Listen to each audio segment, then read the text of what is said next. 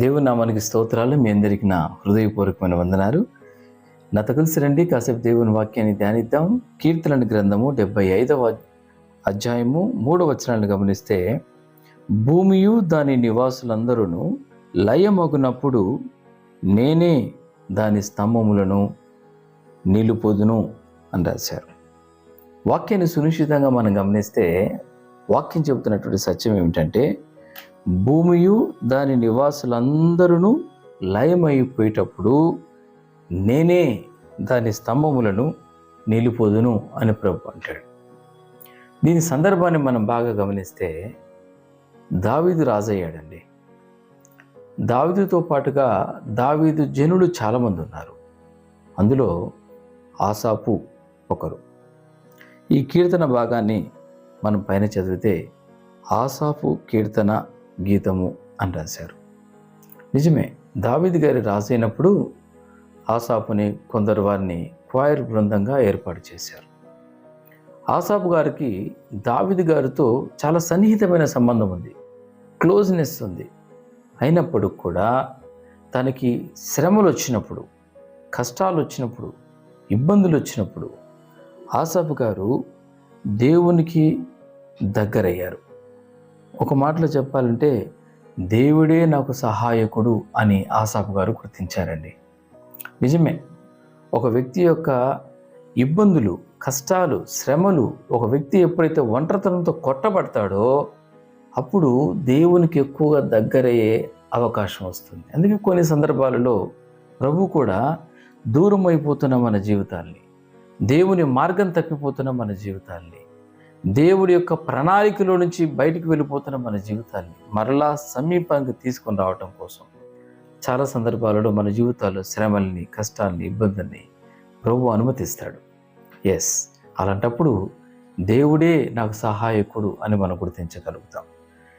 వాక్యాన్ని వింటున్న ప్రియ దేవుని బిడ్డలారా, ఒకసారి మనం బాగా ఆలోచన చేస్తే, పాత రోజుల్లో మన అమ్మ వాళ్ళ ఇంట్లో వంట చేసేటప్పుడు కట్టెల పొయ్యిలు పెట్టి ఏర్పాటు చేసి వంట చేసేవాళ్ళు. మనం దగ్గర కూర్చుంటే, కట్టెల పొయ్యి దగ్గర కూర్చుంటే, ఆ నిప్పు దగ్గర ఎంత దగ్గరగా కూర్చుంటే అంత వేడిని మనం గమనించగలుగుతాం కదా. దగ్గరికి వెళితే దాని ప్రభావం ఏంటో మనకు అర్థమవుతుంది. ఎస్, అలాగే ఇంకోసారి ఏం చేస్తారంటే, ఒకసారి ఒక చిన్న బాబు వాళ్ళ తండ్రితో అడగడం ప్రారంభించారు. Daddy, show me the plane daddy అని అడిగాడు. నాకు ఒక విమానాన్ని చూపించరా అని అడిగాడు. సరే నాన్న, చూపిస్తాను అని చెప్పేసి ఇంటి బయటికి తీసుకెళ్ళి విమానం పైన వెళ్తున్నప్పుడు విమానాన్ని చూపించారు.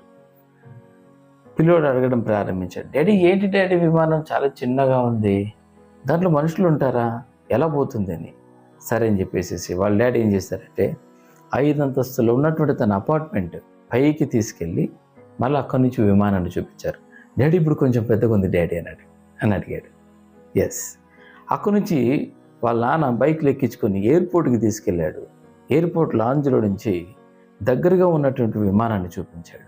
అప్పుడు ఆ బాబు చెప్పడం ప్రారంభించాడు, డాడీ విమానం ఎంత పెద్దగా ఉంది డాడీ అని. ఎస్, మనము విమానానికి ఎంత దగ్గర అవుతే అంత పెద్దగా కనపడుతుంది విమానం. అట్లాగే నీవు నేను కూడా దేవునికి ఎంత దగ్గరైతే దేవుని యొక్క శక్తి, దేవుని యొక్క ప్రేమ, దేవుని యొక్క ప్రణాళిక, దేవుడి యొక్క మనస్సు మనకు అంత ఎక్కువగా అర్థమవుతుంది. ఎస్, దేవుడి మనసు మనకు అర్థమవుతే, దేవుని గొప్పతనం మనకు అర్థమవుతే, దేవుని శక్తి మనకు అర్థమవుతే, ఆయన మన జీవితంలో ఏమి చేయగలడో మనకు అర్థమవుతుంది. ఈ విషయం తెలియకనే చాలామంది మనుషుల మీద ఆధారపడతారు, డబ్బు మీద ఆధారపడతారు, వారి వరకున్న జ్ఞానాన్ని బట్టి ఆధారపడతారు. ప్రియ దైవజనమా, ఒకసారి ఆలోచన చేద్దాం. దేవుణ్ణి నువ్వు ఎంత దగ్గరగా చూస్తే దేవుని యొక్క ఔన్నత్యం, దేవుని యొక్క ప్రేమ, దేవుని యొక్క శక్తి నీకు అంత ఎక్కువగా అర్థమవుతుంది. వాక్యాన్ని వింటున్న ప్రియ దైవజనమా, ప్రభు అంటున్నాడు ఇక్కడ, నేను భూమిని నిలబెడతాను. ఈ రోజున నిన్ను మనుషులందరూ విడిచిపెట్టి ఉండొచ్చు. కొంతమంది నీ స్నేహితులు, కొంతమంది నీ బంధువులు ఆపదలో ఖచ్చితంగా సహాయం చేస్తామని చెప్పి ఉండొచ్చు. అయితే ఆపద దినంలో వాళ్ళు చాలాసార్లు చేయి విడిచిపెట్టారని నువ్వు గుర్తించుంటావు. వాళ్ళు సహాయం చేస్తానన్నారండి, ఇప్పుడు చేయి విడిచిపెట్టారు అన్న అనుభవం చాలామంది మనలో ఇలాంటి అనుభవాలు ఉన్నాయి. అయితే ప్రభు అంటున్నాడు, పడిపోతున్న నేను తప్పనిసరిగా నిలబెడతాను. ఆమేన్, హల్లెలూయా. దేవుని వాక్యాన్ని వింటున్న ప్రియ దైవజన్మ, ఒకసారి దేవుని ప్రజలైన ఇజ్రాయేలీలు ఐగుప్తులో ఉన్న శ్రమలు, కష్టాల చేత, ఇబ్బందుల చేత పీడింపబడుతూ ఆ శ్రమల్ని భరించలేక బిగ్గరగా ఏడవడం ప్రారంభించారు. ఆ మూలుగులు విన్నటువంటి దేవుడు మోషేని పిలిచాడు. మోషే, నువ్వు వెళ్ళి ఫరో గారి దగ్గరికి వెళ్ళు, ఐగుప్తు దేశంలో ఫరో దగ్గరికి వెళ్ళు, దేవుని ప్రజల్ని పంపించమని చెప్పు అని అంటే మోషే చెప్పడం ప్రారంభించాడు. అయ్యా, నేను ఎంతటి వాడినయ్యా, నేను వెళ్తే అతను పంపిస్తాడా? ఎట్లా పంపిస్తాడు? అప్పుడు చెప్పడం ప్రారంభించారు. నువ్వు వెళ్ళి ఫరోతో చెప్పు, నేను పంపించాను అని చెప్పు. అతను పంపించమని, ప్రజలందరినీ పంపించేయమని చెప్పు. ఎవరు ఆ దేవుడు అంటే, నేనే అని చెప్పు. ఏంటది? నేనే. 2వ వచనంలో గమనిస్తే, నేను యుక్త కాలమును కనిపెట్టుచున్నాను, నేనే న్యాయమును బట్టి తీర్పు తీర్చుచున్నాను. చూసారా? అదే 3వ వచనంలో గమనిస్తే, నేనే దాని స్తంభములను నిలుపొదును. బైబిల్లో నేనే అన్న పదానికి చాలా ప్రాముఖ్యత ఉందండి. ఇక్కడ ప్రభు అంటాడు, నేనే అని అధికారంతో చెప్తున్నటువంటి మాట అది. ప్రభువే చెప్తున్న మాట. పడిపోతున్న నీ జీవితాన్ని, పదిలమైపోయిన నీ జీవితాన్ని, పాడైపోయిన నీ ఆత్మీయ పునాదుల్ని నేను మరలా నిలబెడతాను. ఆమేన్, హల్లెలూయా. ఈ రోజున ఓడిపోయానని మీరు చాలామంది బాధపడుతూ ఉండొచ్చు. పడిపోయాను అని చాలామంది బాధపడుతూ ఉండొచ్చు. చాలామంది జీవితంలో నష్టపోయాను, కృంగిపోయాను, నా జీవితంలో మరలా నేను ముందుకు రాలేను అని నువ్వు బాధపడుతూ ఉండవచ్చు. నీ పరిస్థితి ఏదైనప్పుడు కూడా నేను ఆరాధిస్తున్న దేవుడు ఈరోజు చెబుతున్న మాట ఏమిటంటే, నేనే నీ జీవితాన్ని నిలబెడతాను. ఆమేన్, హల్లెలూయా. ప్రభు అంటాడు, భూమి దాని నివాసులందరూ లయమైపోయేటప్పుడు నేనే దాని స్తంభములను నిలుపుదును అంటాడు. ఈ రోజున వాక్యాన్ని వింటున్న ప్రియ దైవజనమా, ఒకసారి ఆలోచన చేద్దాం. నువ్వు ఏ పరిస్థితిలో ఉన్నా ఈ రోజున ప్రభు సన్నిధిలో, ఆయన సన్నిధిని సమీపించి, ప్రభువా, నేను పడిపోయాను, నా జీవితాన్ని బాగు చేయండి. నేను ఓడిపోయాను, నా పట్ల కనికరాన్ని చూపించండి. పతనమైపోయాను, నా పట్ల కృప చూపించండి అని ఒక చిన్న ప్రార్థన చేస్తే, దేవుని వైపు నీ జీవితాన్ని తిప్పుకోగలిగితే, ప్రభు చేతికి నీ జీవితాన్ని అప్పగిస్తే, ప్రభు కృప చూపిస్తాడు. నీ జీవితం ఏదైనా, నువ్వెవరు అయినప్పుడు కూడా, ఏ పరిస్థితుల మధ్యలో ఉన్నప్పుడు కూడా దేవుడు నీ స్థితిగతుల్ని మార్చగలడు అని వాక్యం చెబుతుంది. ప్రియ దైవజనమ, ఒక ప్రాంతంలో కూడలి మధ్యలో ఏం చేశారంటే, యాక్సిడెంట్స్ అయినటువంటి కార్లన్నింటినీ తీసుకొచ్చి మధ్యలో నిలబెట్టారు. అటు ఇటు పోయే వాళ్ళందరూ అడిగారు, ఏంటిది మధ్యలో, మెయిన్ రోడ్లో మధ్యలో యాక్సిడెంట్ అయిన కార్లను తీసుకొచ్చి ఇక్కడ పెట్టారేంటి అని అడిగితే, దారిన పోయాను ఒక ఆయన చెప్పాడు, ఏం లేదండి, ఈ ప్రాంతంలో ఎక్కువ యాక్సిడెంట్స్ జరుగుతాయి, అతివేగం మీద వచ్చి కార్లని యాక్సిడెంట్లు జరుగుతున్నాయి. అలా జరిగిన వాటన్నిటి మధ్యలో, దారి మధ్యలో ఎందుకు పెట్టారంటే, వీటిని చూసైనా కొంతమంది జాగ్రత్త పడతారని. నిజమేనండి. ఓడిపోతున్న మన జీవితంలో, పడిపోతున్న మన జీవితంలో, తప్పిపోతున్న మన జీవితంలో ఈ రోజైనా నువ్వు జాగ్రత్త పడి ప్రభు వైపు తిరిగితే దేవుడు కృప చూపిస్తాడు. మత్తయి సువార్త 15వ అధ్యాయము 21 నుంచి మనం చదువుకున్నట్లయితే అక్కడ దేవుని వాక్యం చెబుతుంది, యేసు ప్రభువారు తూరు, సీదోను అనే ప్రాంతాలకు వెళ్ళారండి. ఆ ప్రాంతంలో కనాను స్త్రీ ఒక ఆవిడ వచ్చారు.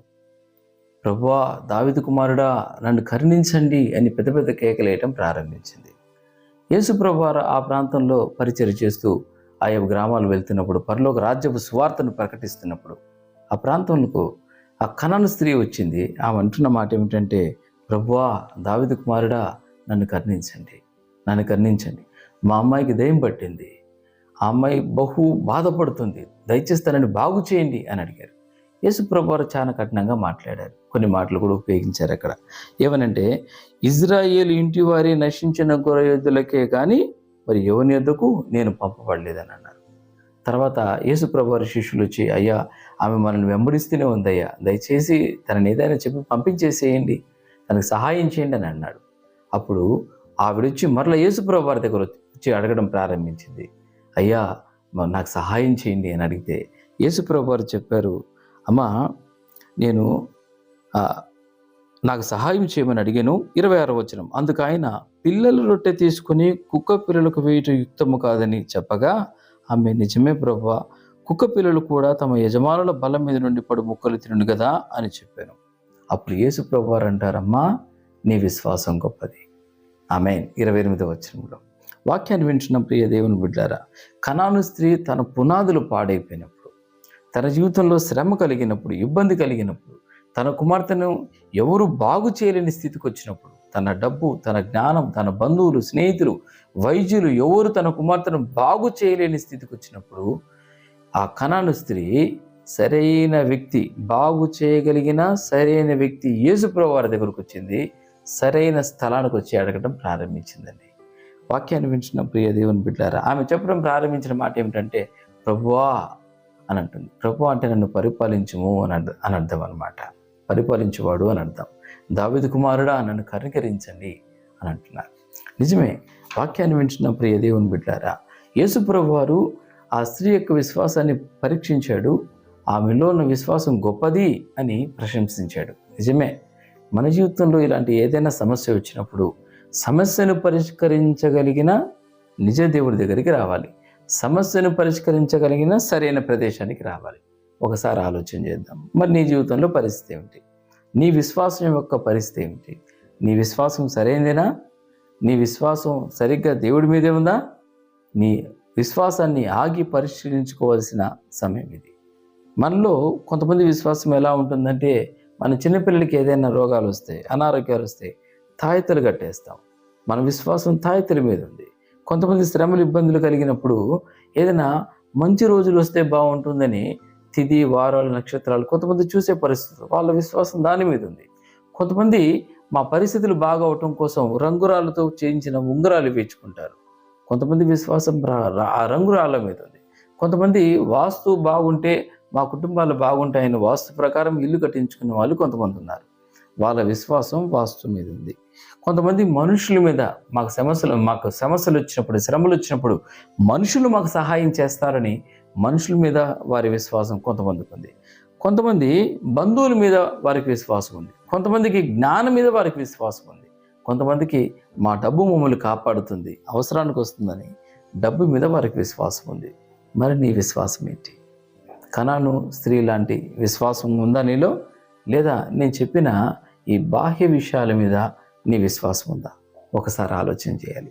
వాక్యం చెబుతుంది, నీ విశ్వాసం దేవుడి మీద ఉంచాలి. నీ విశ్వాసం సమస్యని పరిష్కరించగలిగిన దేవుని మీద ఉంచాలి. కాబట్టి నీకు సమస్య వచ్చినప్పుడు, నీకు ఇబ్బంది వచ్చినప్పుడు, నీ కష్టం వచ్చినప్పుడు సమస్యని పరిష్కరించగలిగిన దేవుని దగ్గరికి రావాలి. సరైన ప్రదేశాన్ని దగ్గరికి రావాలి. ఒకసారి ఆలోచన చేద్దాం. దేవుని వాక్యాన్ని వింటున్న ప్రియ దేవుని బిడ్డలారా, మన జీవితాల్లో మన కుటుంబాలు గమనిస్తూ ఉంటాం. మన పిల్లలు పాడైపోతున్నప్పుడు, మన యవనస్తులు దారి తప్పిపోతున్నప్పుడు వారు బాగవ్వాలని కోరుకుంటాం. భార్య మారాలని కోరుకుంటాం, భర్తలు మారాలని కోరుకుంటాం, కుటుంబం బాగవ్వాలని కోరుకుంటాం. అయితే నీ కుటుంబ పునాదులు పాడైపోయినప్పుడు ప్రభు అంటున్న మాట, నువ్వు ప్రభు దగ్గరకు వస్తే, ప్రభు యందు విశ్వాసం ఉంచితే, ప్రభు మీద ఆధారపడితే పాడైపోయిన నీ కుటుంబ పునాదుల్ని దేవుడు మరలా కట్టగలడు. ఆయన నిన్ను నిలబెడతాడు అని వాక్యం చెబుతుంది. దేవుని వాక్యాన్ని వింటున్న ప్రియ దేవుని బిడ్డలారా, మన జీవితంలో ఏ ఇబ్బంది కలిగినా, ఏ కష్టం వచ్చినా అన్ని విషయాలకు మన దేవుడు చాలిన దేవుడు అన్న సంగతి వాక్యం చెబుతుంది. కాబట్టి ప్రభువుని విశ్వాసం ఉంచుదాం, దేవుని మీద ఆధారపడదాం, దేవుని దగ్గరకు వద్దాం, దేవుని ప్రాధేయపడి అడిగి దేవుని సన్నిధిలో సమస్యల నుంచి విడుదల పొందుదాం. తలలు వంచండి, ప్రార్థన చేద్దాం. స్తోత్రం స్తోత్రం ప్రభువా, దయగలిగిన తండ్రి, ప్రేమ కలిగిన యేసయ్య, మీకే వందనాలు, స్తుతులు, స్తోత్రాలు చెల్లిస్తున్నాను ప్రభువా. అయ్యా, ఈ ఉదయకాల సమయంలో అయ్యా, భూమి మనుషులు లయమైపోతున్నప్పుడు నేనే వాటి స్తంభములను నిలుపుదును అనే వాక్యం ద్వారా మీరు నాతోనూ అందరితో మీరు మాట్లాడారు. మీకు వందనాలు చెల్లిస్తున్నాను ప్రభువా. నిజమే ప్రభువా, శ్రమలు, కష్టాలు, ఇబ్బందులు వచ్చినప్పుడు అయ్యా, మేము మీకు ఎంత దగ్గర వస్తే అంతగా మీ యొక్క బలాన్ని, మీ ప్రభావాన్ని, మీ ప్రేమను మేము అర్థం చేసుకోగలుగుతాం. అయ్యా, కృప చూపించండి నాయన. మీరు పాడైపోయిన మా జీవితాల్ని, పతనమైపోయిన మా జీవితాల్ని, పాడైపోయిన మా పునాదుల్ని మరలా కట్టగలరు అని వాక్యం ద్వారా మేము నేర్చుకున్నాం. మీకు వందనాలు చెల్లిస్తున్నాం. మా జీవితాలను మీరు నూతనపరచమని ప్రార్థిస్తున్నాను. కనాను స్త్రీ అయ్యా వారి కుటుంబంలో వారి అమ్మాయి విషయంలో ఇబ్బంది కలిగినప్పుడు వారి బాగు కోసం అయ్యా సమస్యను పరిష్కరించగలిగిన సరైన వ్యక్తి మీ దగ్గరకు వచ్చింది నాయన. మీ సన్నిధిలో ప్రార్థన చేసి విశ్వాసంతో అడగడం ద్వారా సమస్యను పరిష్కరించుకోగలిగింది. నిజమే ప్రభా, మా విశ్వాసాన్ని ఈ రోజున ఆగి పరిశీలించుకోవటానికి మీరిచ్చిన ఈ శ్రేష్టమైన అవకాశాన్ని బట్టి మీకు వందనాలు చెల్లిస్తున్నాను. అయ్యా మా జీవితాల్లో శ్రమలు వచ్చినప్పుడు, కష్టాలు వచ్చినప్పుడు మీ మీద ఆధారపడ్డ మాకు నేర్పించండి. అయ్యా సమస్యను పరిష్కరించగలిగిన మీ దగ్గరికి రావడానికి కృప చూపించండి. మా విశ్వాసం ఈ రోజున పరిశీలించుకోవటానికి, నూతనపరచుకోవటానికి మీరు ఇచ్చిన శ్రేష్టమైన అవకాశాన్ని బట్టి మీకు వందనాలు. ఈ మాటలు మా వినికిడిలో దీవించమని ప్రార్థిస్తున్నాను. ఈ రోజున ఎవరెవరు ఏ ఇబ్బందులతో బాధపడుతున్నారో వారిని జ్ఞాపకం చేసుకోండి. ఆయా ఇబ్బందుల నుంచి, శ్రమల నుంచి, కష్టాల నుంచి విడిపించి సరైన విశ్వాసంతో మిమ్మల్ని వెంబడించే కృప మాకు దయచేయమని, ఒక అద్భుతాన్ని చేయమని యేసు నామములో అడుగుచున్నాము. ఆమేన్.